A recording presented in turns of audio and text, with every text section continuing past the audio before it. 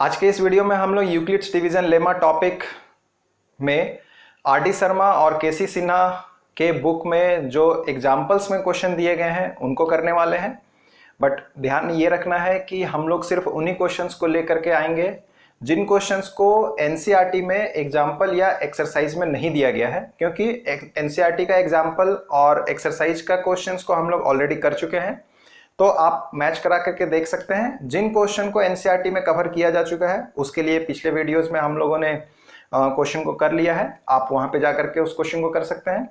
तो इस वीडियो में आज हम लोग सिर्फ उन्हीं क्वेश्चंस को लेकर के आएंगे जो एनसीईआरटी में नहीं है, और ये वीडियो 2 सेशन में होगा। ये आज हम लोग का पहला सेशन है। टोटल आई थिंक 6 क्वेश्चंस हैं आर.डी. शर्मा और के.सी. सिन्हा के एग्जाम्पल्स में, वैसे जो एनसीईआरटी में नहीं है। तो हम लोग 3-3 के ग्रुप में कर रहे हैं। आज के इस वीडियो में हम लोग 3 क्वेश्चन को करने वाले हैं। तो चलिए हम लोग आज उन तीनों क्वेश्चन को करते हैं। और आपको यदि किसी भी प्रकार का कोई डाउट होता है, कोई परेशानी होती है, कोई प्रॉब्लम होता है, तो आप हम लोगों को कमेंट करके पूछ सकते हैं। हमारे फेसबुक पेज में जा करके पोस्ट कर डाल सकते हैं या फिर हमें मेल कर सकते हैं। हम लोग कोशिश करेंगे कि आपके डाउट्स को, प्रॉब्लम्स को वीडियोस के रूप में यहाँ पे दिखाया जा सके रिक्वेस्टेड क्वेश्चन के सेशन में। तो चलिए आज का वीडियो हम लोग शुरू करते हैं।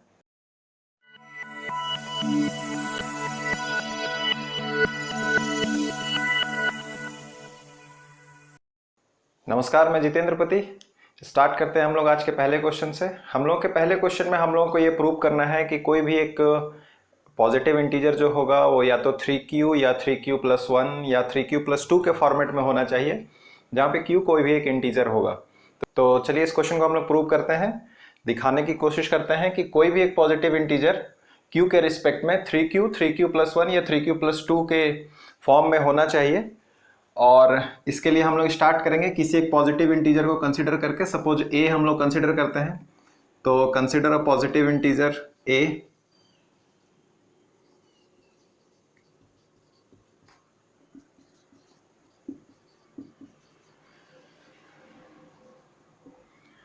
और हम लोग पिछले वीडियोस से ये जान चुके हैं कि क्वेश्चन के फॉर्मेट को देख करके हम लोगों को ये समझ जाना चाहिए कि हम लोग बी को किस चीज को कंसीडर करेंगे। तो ये क्वेश्चन का फॉर्मेट में 3 के रिस्पेक्ट में हम लोगों को यहाँ पे दिखाना है। इसका मतलब है कि ये क्वेश्चन हम लोगों को हिंट दे रहा है कि हम लोग बी जो है वो 3 कंसीडर करके चलें। तो ले लेते हैं, लेट b = 3। अब हम लोग यूक्लिड्स डिवीजन लेमा को यूज करेंगे। Using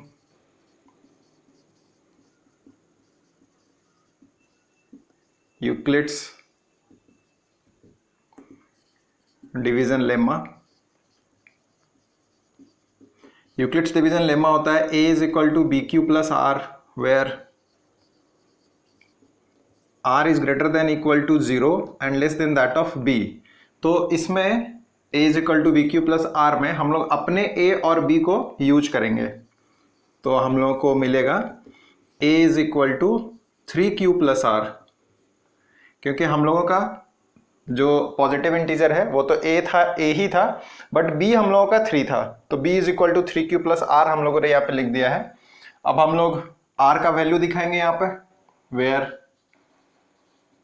r is greater than equal to 0 and less than that of 3।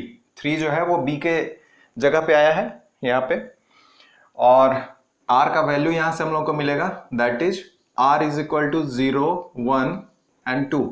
हम लोग इसको एक इक्वेशन कंसीडर कर लेते हैं, सपोज इक्वेशन 1। और अब हम लोग क्या करेंगे, r के ये जो डिफरेंट वैल्यूज हम लोगों को मिले हैं, इन डिफरेंट वैल्यूज को हम लोग इस इक्वेशन में यूज करेंगे।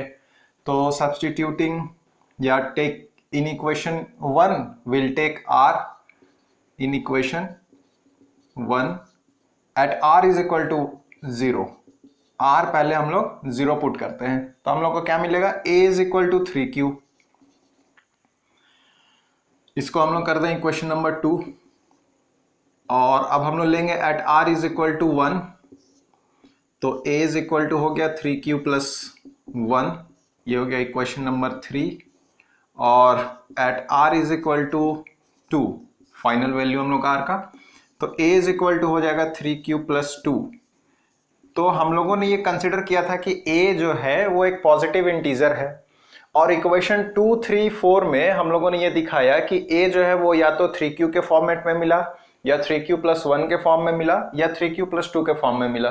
तो हम लोग कंक्लूड करेंगे कि कोई भी एक पॉजिटिव इंटीजर जो होगा इन्हीं तीनों फॉर्म में से किसी एक फॉर्म में पाया जा सकता है। तो from equations 2, 3 and 4 we see that a positive integer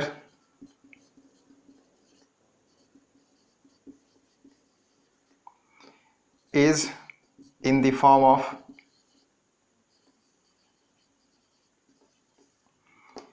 3q or 3q plus 1 or 3q plus 2 for some integer q।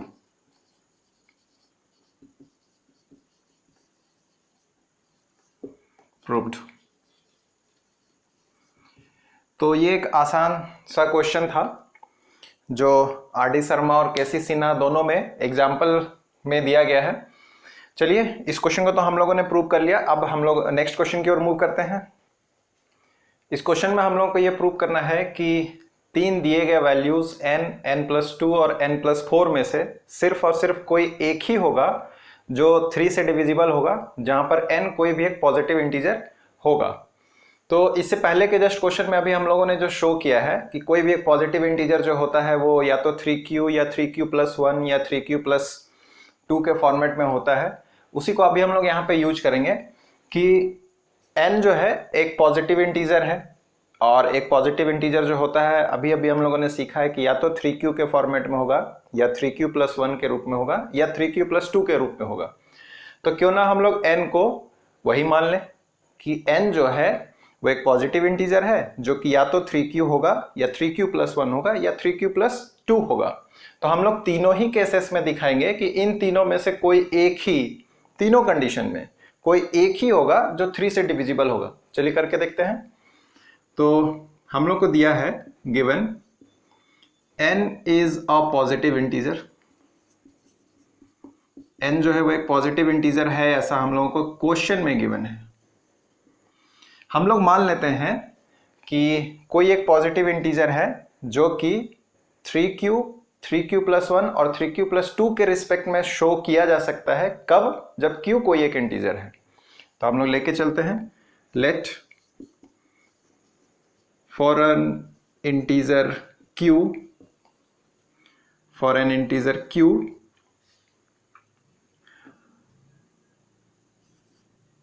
a positive integer can be expressed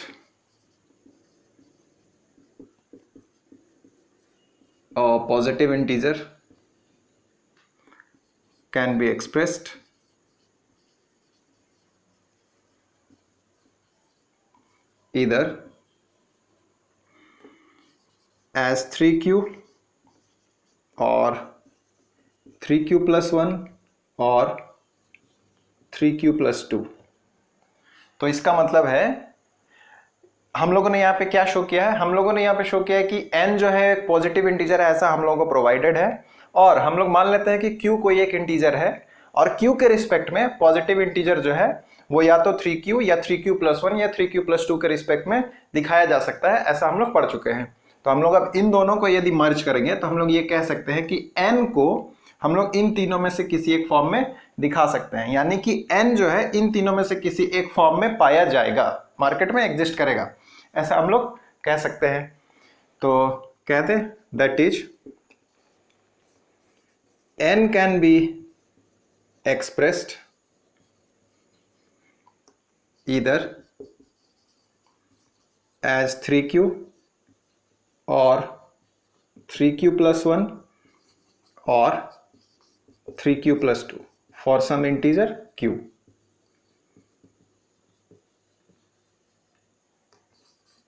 तो अब हम लोग एक एक करके लेंगे कि एक बार मान लेते हैं कि n 3q है, तो 3q के कंडीशन में क्या वो 3 से डिविजिबल है? नहीं है। तो n+2 में चेक करेंगे, n+4 में चेक करेंगे, ऐसा हम लोगों को तीनों में चेक करना पड़ेगा। तो पहले ले लेते हैं लेट n = 3q। तो जब n 3q होगा तो क्या ये 3 से डिविजिबल है? तो ऑब्वियसली ये 3 से डिविजिबल है, क्योंकि Euclid's division algorithm Euclid's division lemma को अगर हम लोग यूज करेंगे तो यूक्लिड्स डिवीजन लेमा के accordingly a is equal to b q plus r होता है, और यहाँ पे r जो है वो उसका वैल्यू कुछ नहीं यानी कि 0 है। इट मीन्स कि यदि n कोई एक इंटीजर है जिसको 3 से डिवाइड किया जाएगा तो q टाइम्स में डिवाइड होगा और रिमाइंडर हम लोगों को 0 मिलेगा, यानी कि नहीं मिलेगा। It means n can B divided completely by 3। तो हम लोग यहाँ पे लिखें that is let n is equal to 3q. Here 3q is divisible by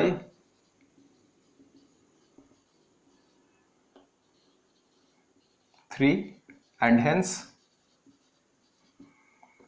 n is divisible by 3.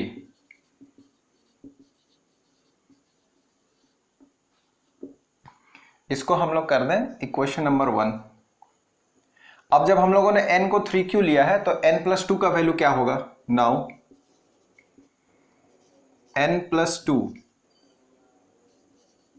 Eight n is equal to 3q, ये हो जाएगा 3q plus 2। और 3q प्लस 2 जो है वो 3 से डिविजिबल नहीं है। ये इसका ये मतलब है कि 3 से यदि हम लोग किसी एक इंटीजर को डिवाइड करेंगे तो वो q टाइम्स में मैक्सिमम डिवाइड किया जाएगा और 2 एक रिमाइंडर के रूप में हम लोगों को मिलेगा। तो 3q प्लस 2 जो है वो 3 से डिविजिबल नहीं है क्योंकि हम लोग को 2 यहाँ पे रिमाइंडर के रूप में मिल रहा है। तो हम लोग बोलेंगे कि at now n plus 2 at n is equal to 3q is equal to 3q plus 2, that is n plus 2 is not divisible by 3, क्योंकि 2 हम लोग को रिमाइंडर मिल रहा है यहाँ पर। अब हम लोग n प्लस 4 के लिए चेक करें एट या for n plus 4 at n is equal to 3q। अभी हम लोग n is equal to 3q के केस में कर रहे हैं, उसके बाद 3q प्लस 1 के लिए करेंगे, फिर 3q प्लस 2 के लिए करेंगे। तो n plus 4 at n is equal to 3q, ये कितना हो जाएगा? n plus 4 is equal to हो जाएगा 3q प्लस 4। इसको चूंकि 3 के रिस्पेक्ट में चेक करना है तो 3 के रिस्पेक्ट में हम लोग इसको चेंज कर लें, तो ये हो जाएगा 3q plus 1 is equal to 3m plus 1, where m is equal to q plus 1। तो ये इक्वेशन हम लोगों को ये बताता है कि यदि किसी एक इंटीजर को 3 से डिवाइड किया जाएगा तो वो m टाइम्स में मैक्सिमम डिवाइड होगा और 1 रिमाइंडर के रूप में हम लोगों को मिलेगा। तो इससे ये भी क्लियर हो गया कि ये 3 से कंप्लीटली डिविजिबल नहीं है। तो हम लोग लिखेंगे that is n plus 4 is not divisible by 3।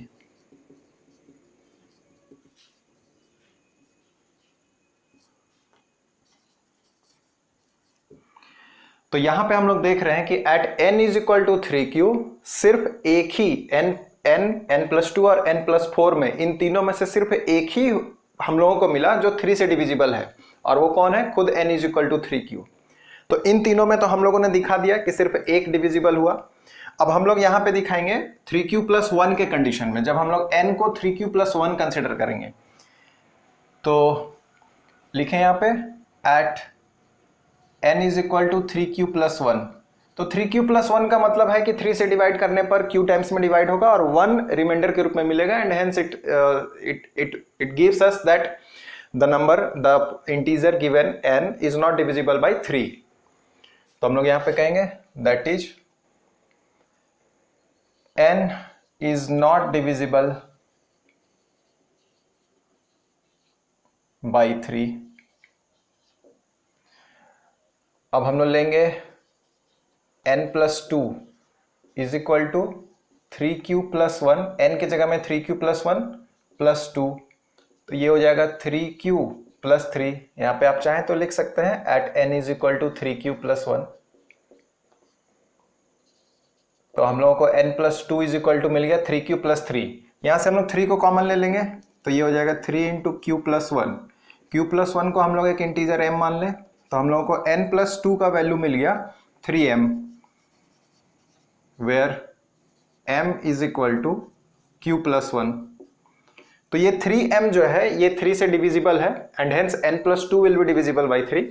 तो हम लोग कहेंगे that is n+2 is divisible by 3। इसको हम लोग इक्वेशन 2 कर दें।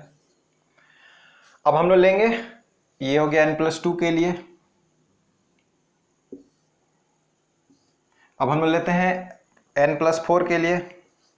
तो n+4 इज इक्वल टू हम लोग क्या लिखेंगे, n+4 इज इक्वल टू हो जाएगा 3q+1, चूंकि n is equal to 3q+1 है, +4 यहां पे लिख दे at n is equal to 3q+1।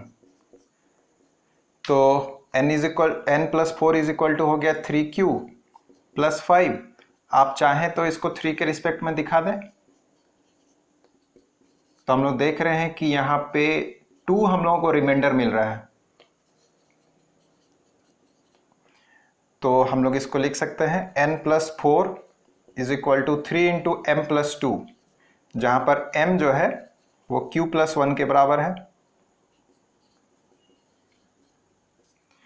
तो 2 रिमाइंडर के जगह पे मिल रहा है, यानी कि ये जो इंटीजर है ये 3 से कंप्लीटली डिविजिबल नहीं है। That is n+4 is not divisible by 3।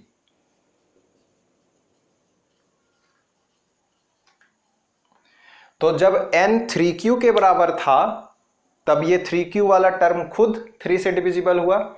जब n 3q+1 के बराबर था तब ये 3q+1 वाला टर्म कब डिविजिबल हुआ, जब n+2 हम लोगों ने लिया।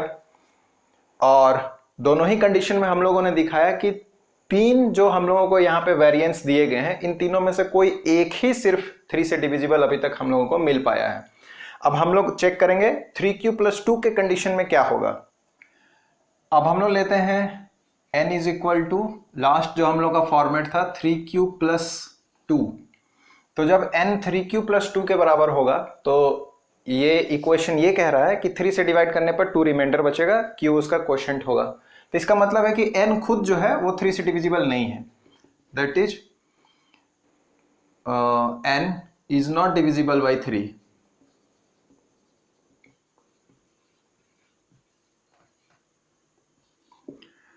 अब हम लोग लेंगे n+2 का condition at n is equal to 3q+2।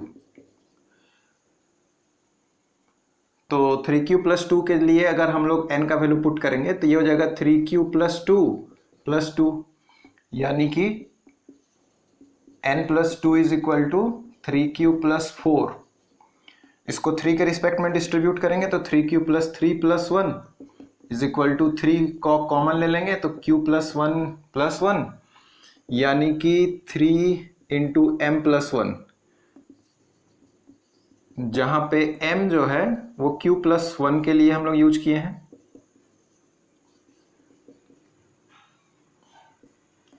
तो ये भी ये कह रहा है कि 3 से डिवाइड करने पर 1 रिमाइंडर बच रहा है। इसका मतलब है कि 3 से ये कंप्लीटली डिविजिबल नहीं है।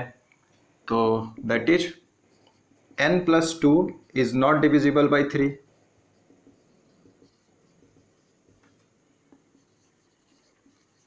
तो हम लोग n को भी दिखा दिए कि वो डिविजिबल नहीं है, n+2 को भी दिखा दिए कि वो डिविजिबल नहीं है। इसका मतलब है कि n+4 को डिविजिबल होना ही होगा।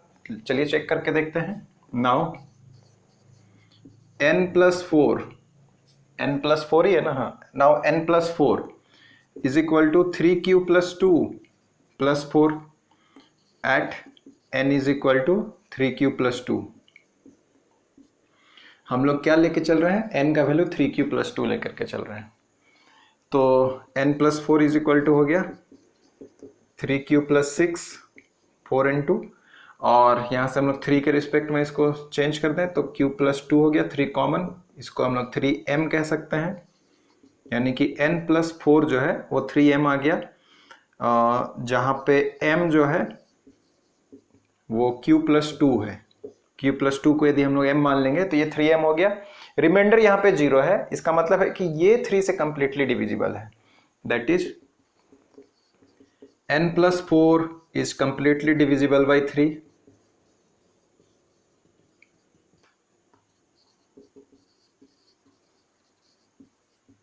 इसको हम लोग कहते हैं इक्वेशन नंबर 3, 2 तक ले चुके हैं 3। तो इक्वेशन 1, इक्वेशन 2 और इक्वेशन 3 में हम लोगों ने ये दिखाया कि n, n+2 और n+4 में से सिर्फ और सिर्फ एक ही कंडीशन हम लोगों को ऐसा मिल रहा है जो 3 से डिविजिबल होगा n के अलग अलग फॉर्मेट को यूज करने पर भी। n के हम लोगों ने 3 फॉर्मेट को यूज किया है। n को एक बार 3q लिया है, एक बार 3q+1 लिया है और एक बार 3q+2 लिया है। तीनों ही वेरिएशन में हम लोगों ने ये दिखाया कि n, n+2 और n+4 तीनों में से कोई एक ही जो है वो 3 से डिविजिबल होगा। तो लास्ट लाइन में बस हम लोग को ये कंक्लूड करके लिखना है कि from equations 1, 2 and 3 we see that one and only one out of n, n+2, n+4 is divisible by 3। तो ये मैं आप लोगों पे छोड़ता हूं, आप लोग इस स्टेटमेंट को खुद से लिखें। हम लोग नेक्स्ट क्वेश्चन की ओर मूव करते हैं। इस क्वेश्चन में हम लोगों को प्रूव करना है कि किसी भी 3 कंसेक्यूटिव पॉजिटिव इंटीजर्स में से सिर्फ और सिर्फ कोई एक ही ऐसा वैल्यू होगा जो 3 से डिविजिबल होगा, और वो 3 कंसेक्यूटिव पॉजिटिव इंटीजर्स कुछ भी हो सकता है। उसके लिए हम लोग यहाँ पे फ्री हैं कि हम लोग उसको क्या कंसीडर करके चल रहे हैं। जैसे लास्ट क्वेश्चन में हम लोगों को एक बाउंड्री दिया गया था n, n+2 और n+4, इन्हीं तीनों में से किसी एक को प्रूव करना था, बट इस क्वेश्चन में वो लिमिटेशन नहीं है। इस क्वेश्चन में हम लोग फ्री है, 3 कंसेक्यूटिव्स आपको कंसीडर करना, आप कुछ भी कंसीडर कर सकते हैं। तो जैसे मान लेते हैं कि हम लोग कोई एक इंटीजर कंसीडर करते हैं n, लास्ट क्वेश्चन हम लोगों ने n के रिस्पेक्ट में बनाया, तो इसमें भी n ही ले लेते हैं। मान लेते हैं कि कोई एक पॉजिटिव इंटीजर n है, तो 3 कंसेक्यूटिव पॉजिटिव इंटीजर्स आप n के रिस्पेक्ट में कोई भी कंसीडर कर लीजिए। फिलहाल हम लोग n, n+1 और n+2 को कंसीडर करते हैं। तो हम लोगों को ये प्रूव करना है कि n, n+1 और n+2 में से सिर्फ और सिर्फ कोई एक ही होगा जो 3 से डिविजिबल होगा। तो चलिए देखते हैं। Let n be a positive integer, then n, n+1 and n+2 are 3 consecutive positive integers.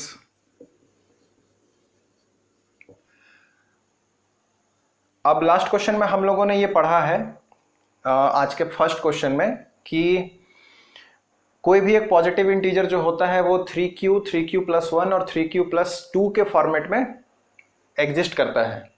तो हम लोग यहाँ पे कहेंगे कि n अगर एक पॉजिटिव इंटीजर है और कोई एक पॉजिटिव इंटीजर 3q, 3q+1 और 3q+2 के फॉर्म में एग्जिस्ट करता है, तो n भी उन तीनों में से किसी एक फॉर्म में एग्जिस्ट करेगा। तो हम लोग यहाँ पे कहेंगे we know that a positive integer can exist either as 3q or 3q+1 or 3q+2 for some integer q।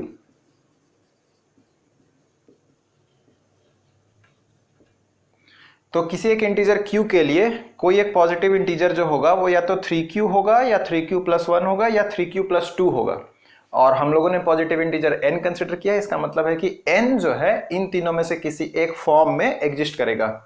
तो एक एक करके तीनों फॉर्म में हम लोग एग्जिस्ट कराएंगे और उन तीनों एग्जिस्टेड फॉर्म में से हम लोग चेक करके देखेंगे कि n, n+1 और n+2 में से सिर्फ और सिर्फ कोई एक ही 3 से डिविजिबल हो रहा है या नहीं हो रहा है। हम लोग को हो रहा है ऐसा प्रूव करना है। Let's see. तो पहले हम लोग ले लेते हैं at n is equal to 3q। तो जब n 3q के बराबर होगा तो n is equal to 3q, n+1 is equal to 3q+1 और n+2 is equal to 3q+2। तो हम लोग देख रहे हैं कि यहाँ पे सिर्फ n is equal to 3q वाला जो टर्म है, इसी टर्म को हम लोग कह सकते हैं कि ये 3 से डिविजिबल है। अदरवाइज n+1 और n+2 दोनों ही कंडीशंस में हम लोग को 1 और 2 रिस्पेक्टिवली रिमाइंडर के रूप में मिल रहा है। तो हम लोग कहेंगे here only n is equal to 3q is divisible by 3। इसको हम लोग कह दें इक्वेशन 1। अब हम लोग n is equal to 3q+1 consider करेंगे। At n is equal to 3q+1 तो जब n 3q+1 होगा तो n तो खुद 3q+1 हो गया, n+1 is equal to 3q+1+1 यानी कि 3q+2, और n+2 is equal to 3q+1, n के जगह पे 3q+1 और +2 यहाँ पे अलग से है तो +2 यानी कि 3q+3, 3 हम लोग कॉमन ले लें तो q+1 यानी कि 3m, where m is equal to q+1। तो यहां पर भी सिर्फ ये 3m वाला जो कंडीशन है, सिर्फ वही एक कंडीशन है जिसमें हम लोग को रिमाइंडर 0 मिल रहा है, and hence only n+2 is divisible by 3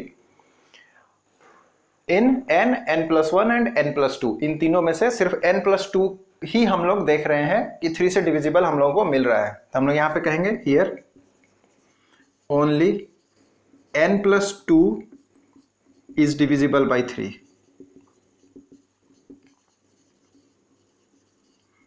इसको हम लोग कह दें इक्वेशन